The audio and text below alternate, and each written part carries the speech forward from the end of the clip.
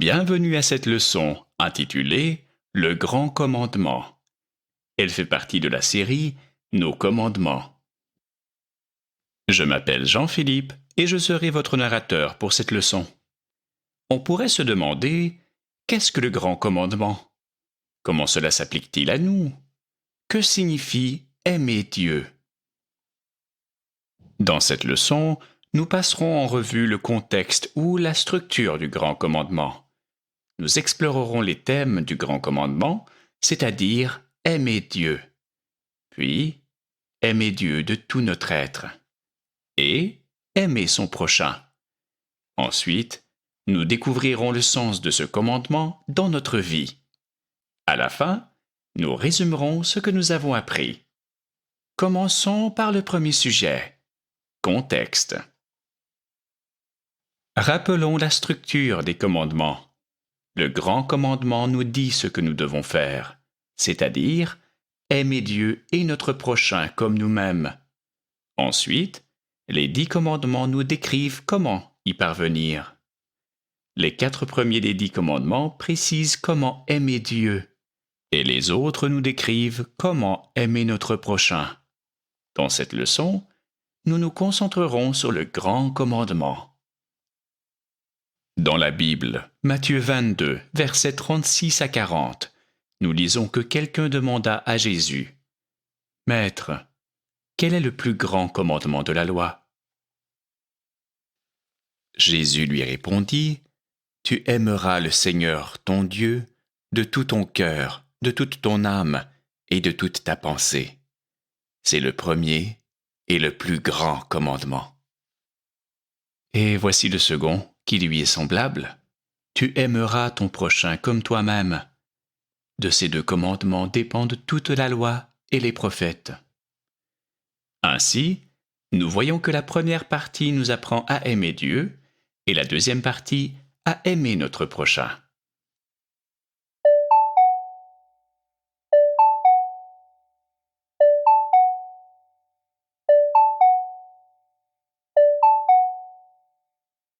La première partie du grand commandement nous enseigne que nous devons aimer Dieu. Le grand commandement commence par « Tu aimeras le Seigneur ton Dieu ». Mais qu'est-ce que cela veut dire en pratique ? Qui est Dieu pour que nous puissions l'aimer ? Une prière de l'office du baptême nous aide à comprendre. Tu es béni, Seigneur Tout-Puissant, source de tout bien, soleil de justice qui, par la manifestation de ton Fils unique et notre Dieu, a fait briller la lumière du salut sur ceux qui étaient dans les ténèbres. Alors, aimer Dieu, c'est aimer la source de tout bien, ou la bonté versus le mal, le soleil de justice, ou la vérité versus le mensonge, la lumière du salut, ou la sagesse versus la confusion. Voilà ce que signifie aimer Dieu.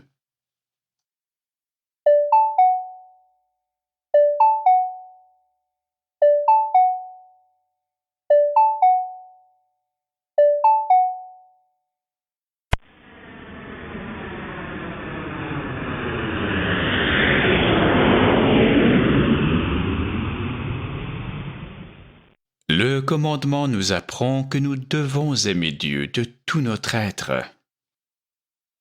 Il précise « Tu aimeras le Seigneur ton Dieu de tout ton cœur, de toute ton âme et de toute ta pensée. » Examinons ces termes de plus près.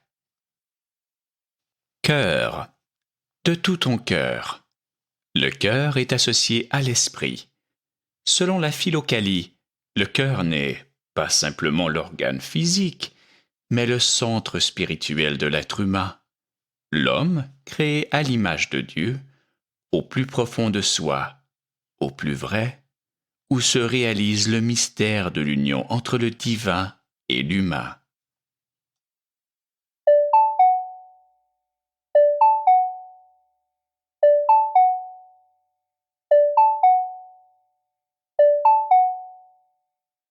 Âme et pensée. De toute ton âme et de toute ta pensée. L'âme et la pensée sont associés à l'âme. Comme nous le lisons dans la Bible d'études orthodoxes, l'âme est une substance vivante, simple, sans corps et invisible par nature, activant le corps auquel elle apporte vie, croissance, sensation et reproduction. La pensée n'est pas distincte de l'âme, mais sert de fenêtre sur l'âme. Elle est associée à notre capacité de raisonner. L'âme est libre, dotée de volonté et du pouvoir d'agir. Avec le corps, l'âme est créée par Dieu à son image. L'âme de l'homme ou des humains ne mourra jamais. Afin de mieux comprendre ces termes, prenons une analogie. Et si nous étions des ordinateurs? Alors, notre cœur ou notre esprit pourrait être comme notre connexion Internet avec Dieu, où s'accomplit le mystère de l'union entre le divin et l'humain. Mais dans ce cas, l'analogie, c'est-à-dire l'ordinateur, est insuffisante car un ordinateur ne peut pas communiquer avec Dieu, alors que nous le pouvons. L'âme active le corps auquel elle apporte la vie. Ainsi, l'âme pourrait être analogue à l'énergie électrique ou à la pile que nous utilisons pour charger nos appareils. Il pourrait aussi y avoir éventuellement l'IA, l'intelligence artificielle, parce que nous avons le libre arbitre. L'âme active le corps auquel elle apporte la vie. Nous voyons dans les situations d'urgence hospitalière, lorsque le cœur du patient cesse de battre et que l'âme quitte le corps, le patient est souvent réanimé par une puissante dose d'électricité appliquée sur sa poitrine. Ainsi, l'âme peut être analogue, en quelque sorte, à une source d'énergie. Mais l'âme possède des attributs spirituels et éternels que la prise électrique ou la pile ne possèdent pas. Nous ne connaissons que trop bien les piles de nos téléphones portables qui doivent être rechargées si souvent. La pensée est associée à notre capacité de raisonner. Dans le cas d'un ordinateur, les fonctions de logique sont exécutées par un ou plusieurs processeurs. Dans la Philokalie, nous lisons que la pensée est la faculté discursive, conceptualisante et logique de l'homme. Tirer des conclusions ou formuler des concepts dérivant de données fournies soit par révélation, soit par connaissance spirituelle, soit par observation sensorielle. La connaissance de la raison est d'un ordre inférieur à la connaissance spirituelle. C'est un autre domaine où notre analogie avec l'ordinateur ne suffit pas. En effet, bien que le processeur soit capable de connaissance de la raison, il n'est pas capable de connaissance spirituelle, alors que nous le sommes. Mais heureusement, nous ne sommes pas des ordinateurs. Nous aimons Dieu de tout notre cœur, le centre spirituel de notre être, de toute notre âme, l'étincelle de vie éternelle en nous et notre libre arbitre, et de toute notre pensée, avec la pleine conviction de notre pensée qui est capable à la fois de connaissance de la raison et de connaissance spirituelle. C'est ainsi que nous aimons Dieu. Nous aimons Dieu au plus profond de nous-mêmes, au plus vrai.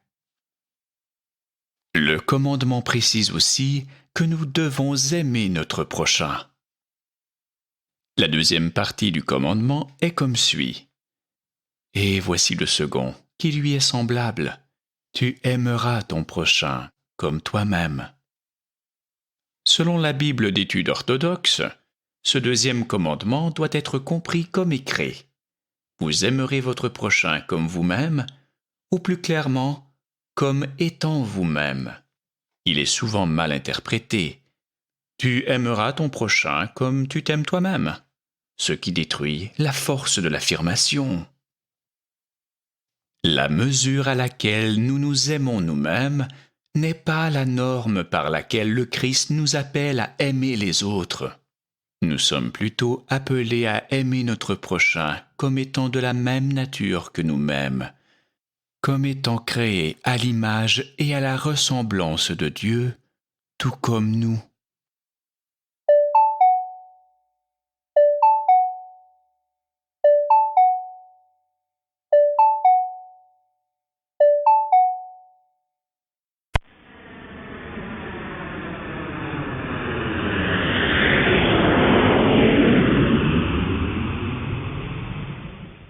Examinons la signification du commandement selon la Bible et dans notre vie. La lecture biblique continue. De ces deux commandements dépendent toute la loi et les prophètes.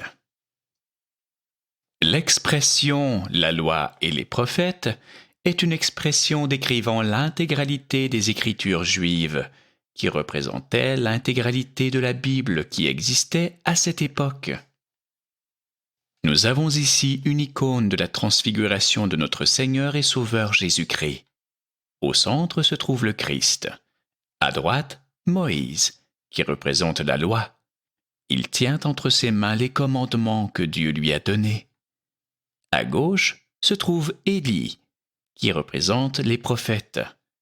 Ainsi, nous avons les lois de Dieu connues à cette époque et les prophéties. Leur présence montre que la loi et les prophètes témoignent de Jésus comme Messie, l'accomplissement de tout l'Ancien Testament. Écoutons un hymne qui nous aide à aimer Dieu. Je t'aimerai,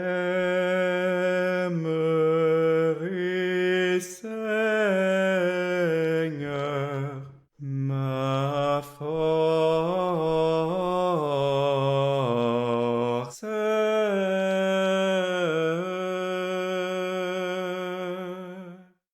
Le Seigneur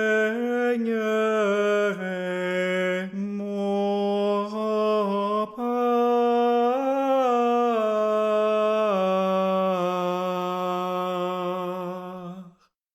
mon refuge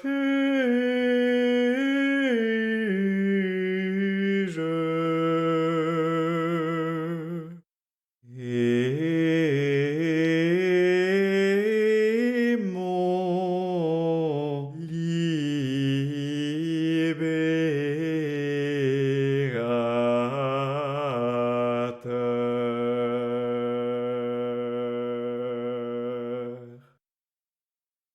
Je t'aimerai, Seigneur, ma force. En réponse au grand commandement d'aimer Dieu, nous acceptons pleinement, au cours de notre vie, surtout lorsque nous faisons face à des défis. Le Seigneur est la source de notre force. Le grand commandement. Résumons ce que nous avons appris. Aimer Dieu. Dans la Bible, nous lisons que quelqu'un demanda à Jésus, « Maître, quel est le plus grand commandement de la loi ?» Jésus lui répondit, « Tu aimeras le Seigneur, ton Dieu. » Aimer Dieu, c'est aimer la source de tout bien, la bonté, le soleil de justice, la vérité, la lumière du salut, la sagesse, et plus encore. De tout notre être, tu aimeras le Seigneur, ton Dieu, de tout ton cœur, de toute ton âme et de toute ta pensée. Cela signifie aimer Dieu jusqu'au plus profond de soi, au plus vrai. Cœur, le centre spirituel de l'être humain, où s'accomplit le mystère de l'union entre le divin et l'humain. Âme, une substance vivante, simple, sans corps et invisible par nature, activant le corps auquel elle apporte vie et plus encore, créée par Dieu à son image. Pensée, sert de fenêtre sur l'âme. Notre pensée est associée à notre capacité de raisonner. Et notre prochain. Tu aimeras ton prochain comme toi-même.